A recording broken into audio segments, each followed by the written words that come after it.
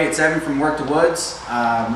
We've been talking about doing a couple of little segments on archery, and this is particularly going to be geared for the beginner. If you're looking to be getting into archery, whether it be with crossbow or by compound, or heck, even if you're doing recurve, we wanted to kind of put together a segment. Now we're going to be focusing on compounds today. We do have a few crossbows. These right here, if you're new to archery, it's intriguing for these for people who are not strong enough to really pull back a bow. They have shoulder problems because you can get cranks for these things and pull them back.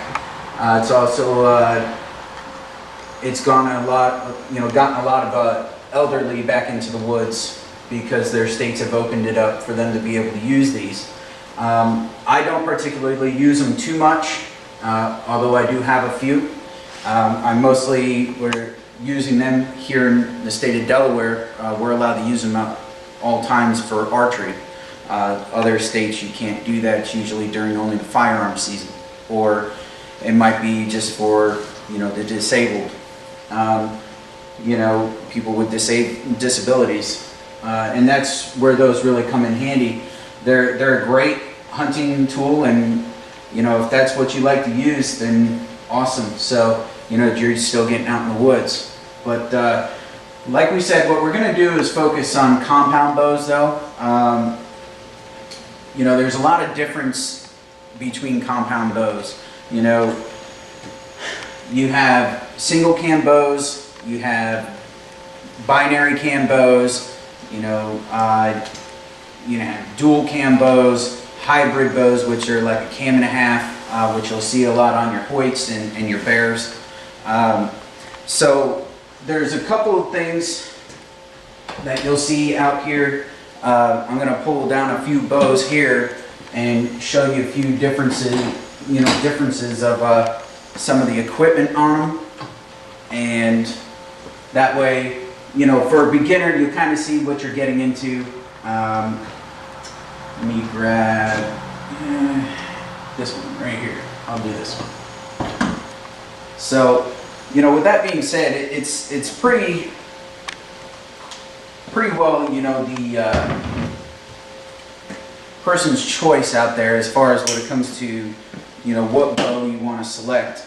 Right here, this one right here is a binary cam bow, as well as this Bowtech right here. They're both Bowtechs. This is Bowtech Fuel. This is my son's bow. This bow has a wide range of adjustment. This is more geared towards a beginner and a youth, because they go from, I believe, like 5 pounds to 70 pounds. And I believe this one goes from something like 13 inches of draw to up to 31, I believe, something like that. It's really, really insane how much this bow has adjustments for. Now, it is not a super fast bow. I believe the IBO on this bow is at 320, which, that's at 70 pounds, 30-inch draw length with a 350 grain arrow. So that's pretty much, you're maxing out this bow for the most part, which most of us will never shoot that. But if you're lucky enough to, awesome. But this bow right here, it would be a great beginner's bow. So what I'm going to show you is a couple of key features that you'll see on some of these other bows that are different from what you'll see on like a beginner's bow. Keep in mind, there's nothing wrong with these bows. I actually own my own version of this, which is the Infinite Edge Pro. It's the same riser. It's a Diamond brand, but it's the same riser as the same limbs, but different cams. So it's just kind of their thing that they did, is they threw it together, and this is also geared towards the beginner, as well as youth. I do shoot this bow. I have quite a few other high-end bows out there, a couple of them here on the table, but I still shoot this bow, and it shoots great. And I've shot this bow out to 50 yards with no issues. So what I'll do is show you as far as, this is a cable slide. So with a cable slide, it has this carbon rod right here, and that slide, it's a Teflon slide. It moves back and forth on the cable rod when you draw the bow. And what that does is it pulls your cables out of the way to give clearance for your arrow and your fletchings. Now, that right there is a cable slide. So actually, let me just throw this back up here.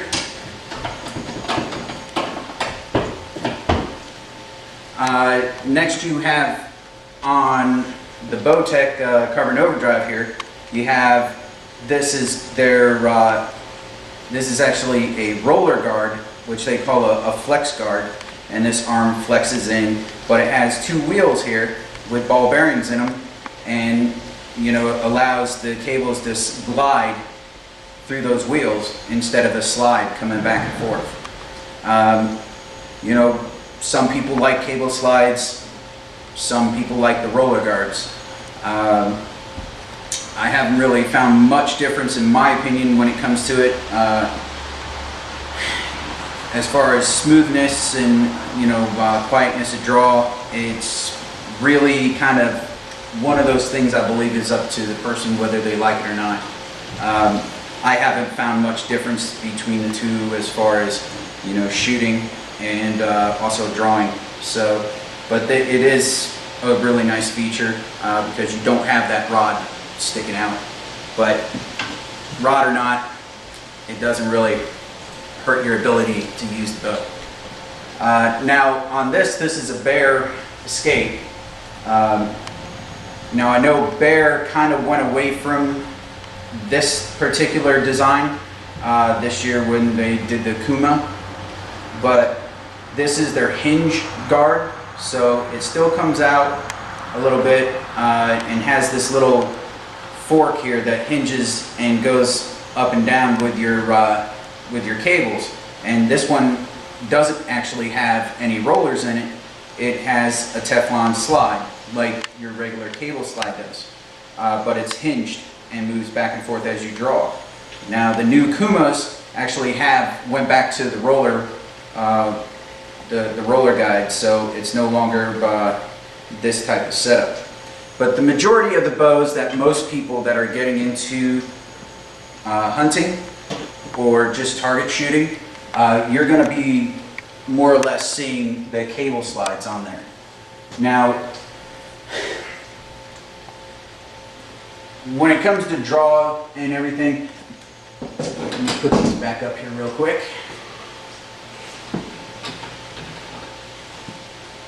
I personally would tell everybody who is getting into archery, it's a lot of fun, but it can get expensive in a hurry. So the best thing you could possibly do is go to an actual pro shop, an archery shop, and go and draw these bows and shoot the bows that you want to potentially purchase. Because I could tell you all day long, this bow's the greatest, that bow's the greatest. Everybody's going to have their fanboy connection. It doesn't matter. It's what bow fits you. I have all kinds of bows on this wall. I have Bowtechs, Diamonds, APAs, Hoyts, Cabela's brand Bowtechs. I got, the Bears, and I even got some cheap ones over here from Walmart. So Vortex Hunter things, right? Yeah, the Vortex Hunter. And this was some, off-brand. It's, I believe Martin makes the riser and everything. But, these bows I purchased for really cheap in clearance at Walmart. And while they're not the greatest bows, I can guarantee you they will kill a deer. So, the possibilities, they're endless for you. There's so much stuff out on the market as far as bows, equipment, and you know, it's just up to you to go out and take the time. And I really suggest that you do that, because in the end, you don't want to purchase a bow that you spend your hard-earned money for, you know. And let's be honest here, a cheap bow nowadays is $350 for a setup. So, and you know, that's usually coming ready to hunt. And what I mean by that is it has a sight, a quiver, usually a stabilizer, and a rest, and sometimes a peep sight in it. So that doesn't mean you can just take it out of the box and go hunt. It's not really how it works. But you know, that's something that once you get down to it, if you're at a pro shop and you purchase a bow from them, then they should set it up for you and get it all ready to go. But before you go to a box store and you just buy the first bow you find on the shelf, definitely go and shoot them. And you know, once you find out the bow that you really want, that fits you and feels comfortable to you, you know, then hey, by all means, if you don't want to buy it at that pro shop and you go buy it at the big box store, who am I to judge? That's up to you. But just let it be known that those big box stores generally aren't going to set up your bow for you and give you the customer care that you really need when it comes to archery, because you know, that's what your pro shops are there for. And they'll be the ones taking care of any kind of warranty issues that you have and anything like that, because generally the big box stores, once you buy it from them, they tend to not take them back. You know, some of them might, like Cabela's and possibly Bass Pro, but you know, I don't know about Dick's and, you know, Walmart and things like that. So usually they tell you to send those to the manufacturer, so, or go find a authorized dealer. So, all right. So once you find your bow, what you want to do is, you know, get it set up. And if you're doing it yourself, this next segment is going to be geared towards the person who wants to learn how to do it. You know, without any kind of fancy tools or equipment that you would find in a bow shop. You know, just basic setup. This is going to be from, you know, putting on your stabilizers, your sights, your quivers, you know, a rest. This is what that's going to be geared towards, because we have found that some of our viewers and people that we know had went and bought bows and it never got set up properly.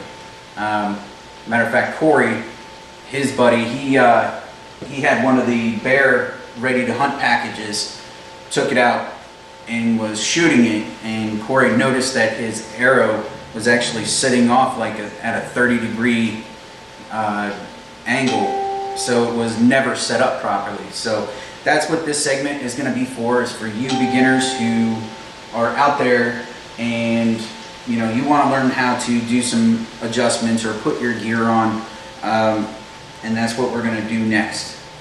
So what we're going to do on the next video that we come out with is going to be setting up this one right here. Like I said, this is like the Martin, I don't know, all I know is cheap. They got paid like $170 for it at Walmart on clearance. So this particular bow right here, the way it's built, I don't need a bow press for it to work on it. You can actually take it down and do your own peep sights and everything like that. I'll show you how to do that on this bow if you happen to get a hold of one, if you want. But for the most part, it's just an inexpensive bow that we're going to put together for you. And this is actually the bow that I'm going to be utilizing for my budget bow challenge this year. So what that is you know, if you haven't seen the video, it's buy inexpensive archery equipment, put it together, and take it out to the woods to hunt. Because let's face it, hunting's got really expensive, and you know, especially archery is really expensive. So what we're trying to show you is you don't have to be rich to buy a bow and get on the woods and kill a deer. And that's what these, even though it's cheap, that's what this bow is going to be doing this year. So we'll be back with the next episode, doing the setup, and hopefully, you know, if you got any questions, let us know. You know, there's something that we're just trying to kind of get people into that mindset of, you know, new beginner in archery. You know, kind of some of the things you'd be looking at, and we'll kind of go through step by step over the next few episodes on setup, different types of sights that you can have, different types of releases, stabilizers, you know, quivers, all those things, out to different types of arrows, and you know, broadheads and things of that nature. So, you know, for those individuals wanting to learn, this is a pretty good little, you know, beginner series that we're going to put together for you. All right. So it's Evan once again from Work the Woods. I'll see you next time.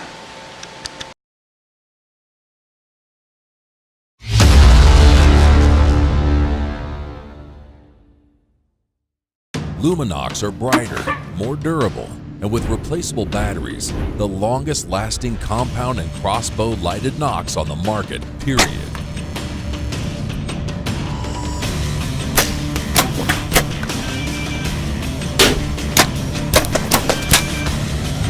When your moment of truth comes, rely on the only lighted Nox trusted by the best. Luminox. Light 'em up at luminox.com. It's here, the most innovative field dressing kit ever, developed by Raptor Razor. Its huge, ergonomically designed hook on the big game skinner cuts quick with precision. The Mako cuts through the toughest of places, saves you time in the field. Each kit comes with multiple blades, completely interchangeable. It's like no other knife made. For the full line of accessories, go to our website, www.raptorrazor.com. That's raptorrazor.com.